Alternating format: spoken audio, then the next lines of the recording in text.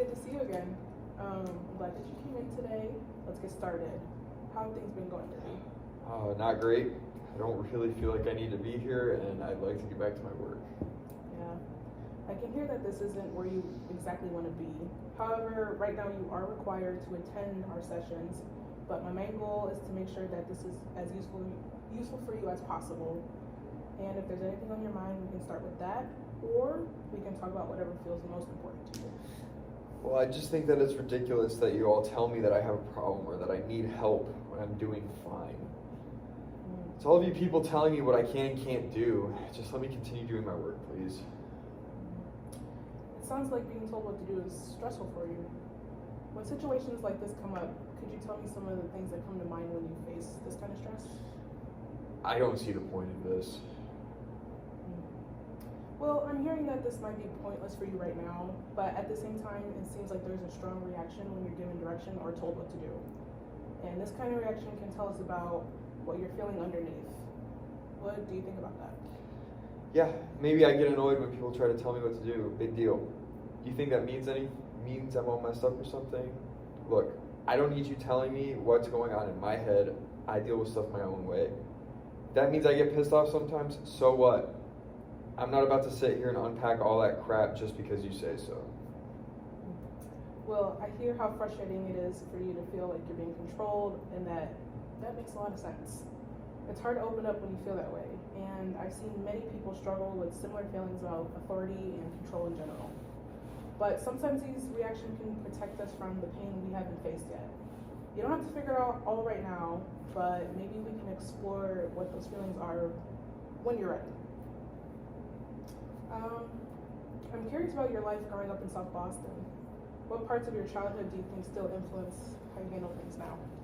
I grew up with foster parents, but what's the big deal with that? What do they have to do with this? Okay. Could you tell me a little bit about your experience with the foster care system then? I don't know. They were just the same as anyone else. You keep getting moved around, new house, new rules, new people who think they know what's best for you. Eventually you learn to stop caring. No point getting attached when they'll just kick you out anyway. Okay, it sounds like you learned early on that you cannot rely on anyone because people didn't stick around for you. That must have been tough, having to protect yourself like that. Would you say that's part of why it feels so frustrating when people try to tell you what to do now? Like, it brings back some of the same feelings of being controlled or even let down? I don't know. Maybe I just don't like people acting like they know me when they don't, and nobody knows what it's actually like. Yeah, I understand that, Will. I'll be frustrated too if I were you. But I'm here to understand how those expectations shape the way that you see the world and the way you protect yourself from being hurt again. Sometimes those defenses helped a lot when you were younger, but they can make it harder to let people in now. So I'm curious, what do you think about that? Yeah, well, letting people in never really got me anywhere. You do that and they screw you over, or they leave. I realize it's just better to handle things myself. I mean, I'm a guy, I'm supposed to, right? At least I can't get disappointed. That makes sense. I can see your point of view with that. You learn to protect yourself in the best way you could. I don't expect you to change that right now, but maybe part of what we can do here is look at what it costs you to always do it alone, and whether it's still protecting you or just keeping you stuck. So, would you be willing to try something with me? Let's see where this goes. Okay. When you think about the relationships with others you've had throughout your life, what are some of the thoughts that come to mind when you think about them? Well, is this something that you're sure does anything? I have confidence that my methods can help you well. I would just request that you try to be open with me so we can do it together. Are you willing to do that? Yeah. Okay. So some of the things that come to mind, scared and angry maybe. That's all that really comes up in my head. Okay. So scared and angry. Having growing up in the foster care system, you never knew what you were really going to get when it came to your foster parents. What do you think about that? I mean, yeah, you never knew what you were going to get. Some were better than others, but they still all ended up leaving you whether you wanted them to or not. Yeah. It seems to me that you were never able to rely on your foster parents because your relationship with them had expiration dates, it seems. Not having that stable connection has led you to react to relationships with more of a distant attitude because you weren't able to make those connections with your caregivers. Am I understanding that correctly? I mean, I've had plenty of relationships in the past, but they never end up going anywhere. Doesn't mean it's the cause of where I came from. Mm. Well, much of the way that we see relationships in the present stem from some of the history we have them throughout our whole lives.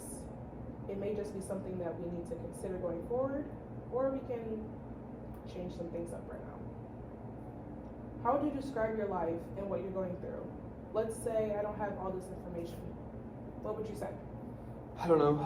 It just feels like I'm surviving, I guess. I don't know. It's not like I go around thinking about it all the time. Mm. That's interesting, Will, that you said surviving instead of living. When you say surviving, what does that actually look like for you day to day? Do you ever wish that things were different? Or does it feel like this is how life goes for now?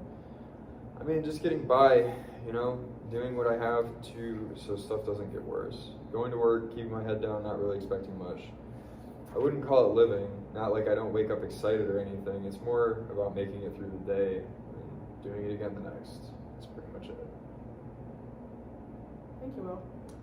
I do want to circle back just a little bit. I am wondering, are there any kinds of stressors that make your anger and being scared when it comes to relationship feel worse, such as lack of support and family? Maybe, yeah. I guess not having people suck sometimes, but that's just how it is. What about your friends? My friends, I mean, they're there for me, but, you know, they can only do so much. I mean, we have good times, but sometimes I've had experience where I just can't trust them. So. Does that affect your overall relationship with them? I think it makes it harder to get close to them because I've had the same group of friends throughout, a big portion of my life, and they're the only ones that I feel like I can actually stick by. So making new friends and sticking my neck out for other people has felt difficult. Thank you, Will. Why do you think this is happening to you? I'm curious. In your opinion, what do you think is the cause of all of this? I don't know why. Isn't that what you're supposed to tell me? It's probably my bad luck that I carry around with me. You say bad luck, but maybe this isn't about your luck. Could it be everything tying into your upbringing between your foster family, foster parents, friends, heck, even Skylar? What does Skylar have to do with this? I'm just saying, why did you pick a fight with Skylar when she talked about your past? What did that do for you? Because why would she want to know about the things that I've been through when it's these awful things that I've gone through in my past? I don't want to bring that up with her. I don't want her to see me any differently than she does now.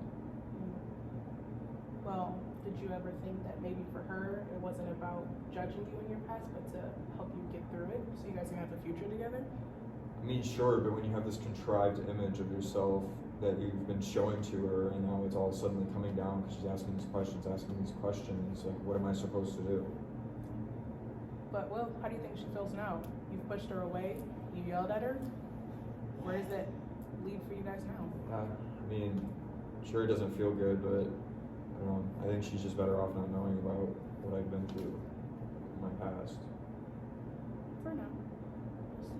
Because you never know. So that brings me to my next question. What are the most important aspects of your background and your identity that you like to keep to yourself for most of the time? I mean, being from Boston is something that's really important to me, obviously. I was born and raised here, despite, growing up in the foster system and bouncing around different homes a lot. But, growing up in these systems, I can say it definitely makes it harder for me to trust people. So I keep it to myself a lot. So it's easier for me. Do you feel like you can't trust Skylar? Maybe. I think that, I just don't want her to see that side of me. I think that it's something that I feel ashamed of. I don't want her to see what my youth was like, I guess. I'd rather her see me as this cool guy.